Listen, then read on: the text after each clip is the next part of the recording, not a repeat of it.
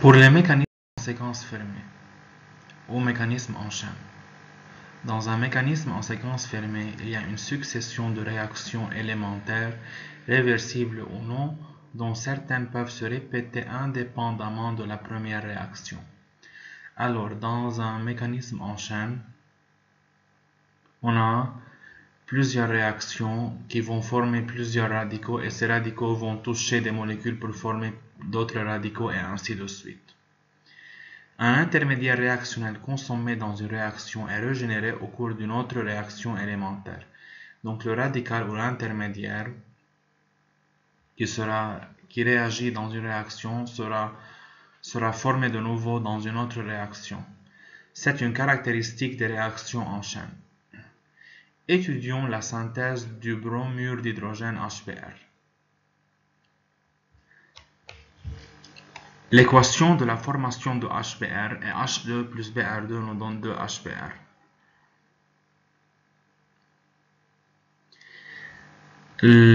En 1907, Bodenstein et l'Inde ont trouvé comme l'expression de la vitesse entre 200 et 300 degrés Celsius sous 1 bar.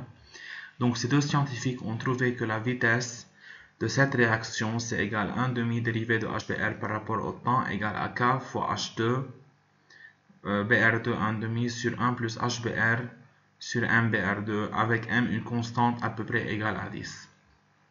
Comme on constate que la vitesse de cette réaction possède un dénominateur qui ne nous permet pas de déterminer un ordre précis.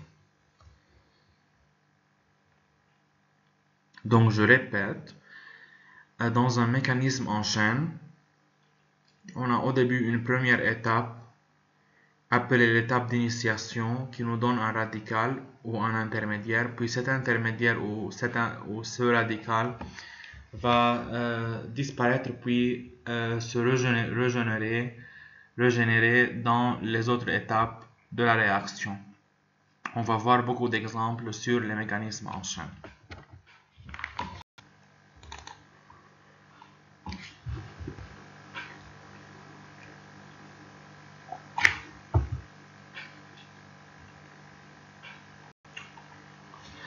L'expression expérimentale de cette vitesse montre que cette réaction est sans ordre. Comme on a déjà dit, la réaction ne possède pas un ordre. Au début de la réaction, on peut poser maintenant un ordre initial. L'ordre initial, c'est l'ordre de la réaction à t égale à 0. Et à t égale à 0, HBr est égal à 0. Donc on peut dire que 1 plus 0, c'est 1. Il nous reste K, H2, Br2, 1 demi. Bien sûr, à l'état initial. Donc, on peut poser un ordre global initial qui est égal à 1 plus 1 demi égale à 3 demi. Donc, ici, dans cette expression de la vitesse, on n'a pas pu obtenir un ordre, mais on peut poser un ordre initial, ça veut dire un ordre à t égale à 0, en considérant que HBr est nul. Et j'obtiens l'ordre initial qui est égal à 3 demi.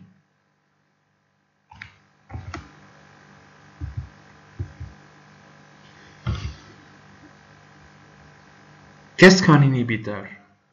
Un inhibiteur, c'est une espèce qui est introduite dans le milieu réactionnel, détruit les centres actifs, ce qui entraîne la diminution de la vitesse de propagation.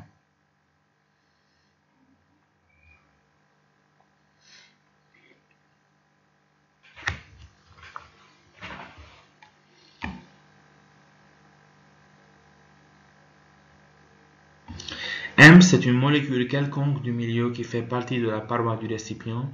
Cette molécule est nécessaire pour permettre la dissociation d'une molécule de dibrome ou sa formation à partir d'atomes. On dit que M est un partenaire de choc. Ok. Je vais expliquer.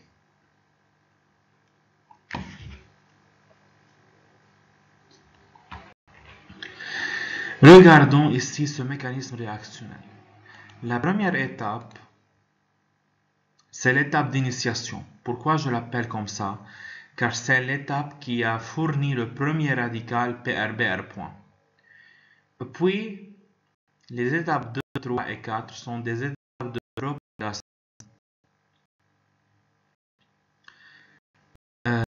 car ce sont les étapes dans lesquelles de nouveaux radicaux sont formés, comme H point qui est présent ici. Donc, dans les étapes de propagation, un radical est formé, puis il disparaît, puis il est régénéré de nouveau. La cinquième étape, c'est l'étape finale, qui est appelée étape de terminaison, car c'est dans laquelle les radicaux disparaissent complètement. Donc 2Br point avec M, la molécule M, nous donne Br2 plus M, et le radical Br point disparaît complètement. Donc 1, c'est l'étape d'initiation, dans laquelle on dit initiation ou amorçage, dans laquelle le radical est formé. Les étapes 2, 3 et 4 sont les étapes de propagation, dans lesquelles les radicaux apparaissent puis disparaissent, puis apparaissent puis disparaissent. Et l'étape 5, c'est l'étape de terminaison, quand les radicaux disparaissent complètement. Quelle est maintenant la molécule M? La molécule M introduite dans ce mécanisme, c'est une molécule qui fait partie de la paroi du récipient.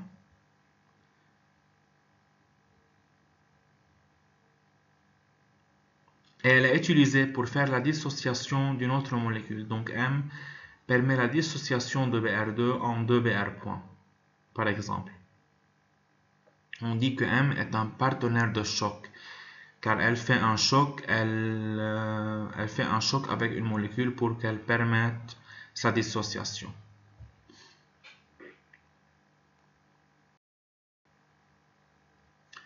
Maintenant, que veut dire inhibiteur? Cette équation montre que HBr est un inhibiteur de la réaction.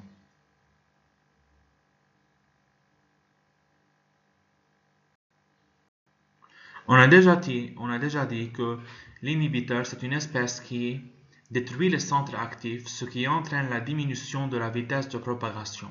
Que veut dire cela? Un inhibiteur, c'est tout simplement toute espèce qu'on introduit dans la réaction qui a un rôle de ralentir la vitesse de la réaction au point où peut atteindre un point d'arrêter cette réaction.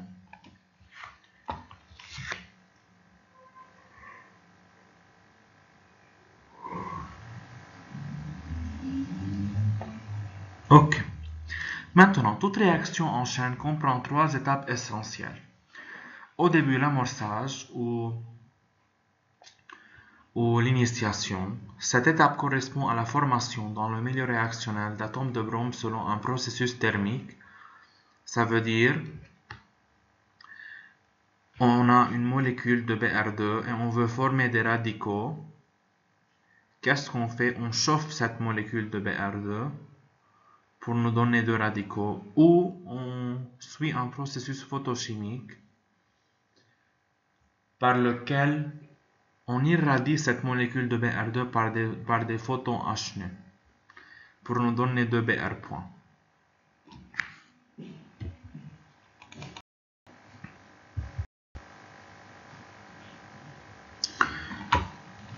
Je dis de nouveau, le processus photochimique, c'est l'irradiation de la molécule initiale par des photons H nu, et le processus thermique, c'est le chauffage du mélange réactionnel pour nous donner des photons, pour nous donner des radicaux Br point. Ou ça peut être autre que Br point. Moi ici je donne un exemple. Donc ces deux processus, ce sont des processus qui permettent l'étape d'initiation.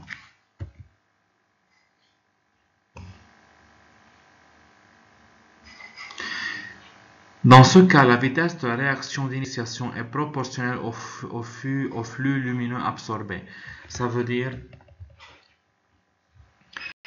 la vitesse, quand je suis un processus photochimique, la vitesse de la réaction d'initiation est proportionnelle à l'absorbance de la lumière correspondante. Maintenant, la deuxième étape, qui est l'étape de propagation. Par choc d'un atome de brome sur une molécule, il y a rupture d'une liaison et création d'un nouvel atome, par exemple la réaction de transfert d'activation.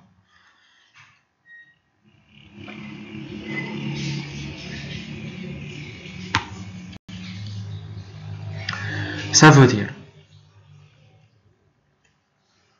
que le radical Br' formé par l'étape d'initiation, et maintenant il touche une molécule de H2 pour former un nouvel radical H'. Et ce radical H' touche une molécule de Br2 pour former un nouvel radical Br'. Donc toujours, le radical formé par l'initiation, il touche d'autres molécules pour former de nouveaux radicaux et ces nouveaux radicaux vont toucher des molécules de Br2 pour former encore d'autres radicaux. C'est quand le radical s'enchaîne. D'accord? Maintenant, la réaction d'auto-inhibition, c'est H' plus HBr me donne H2 plus Br'. Ça veut dire que c'est la réaction qui permet le ralentissement de la vitesse de la réaction globale. La vitesse globale, je parle.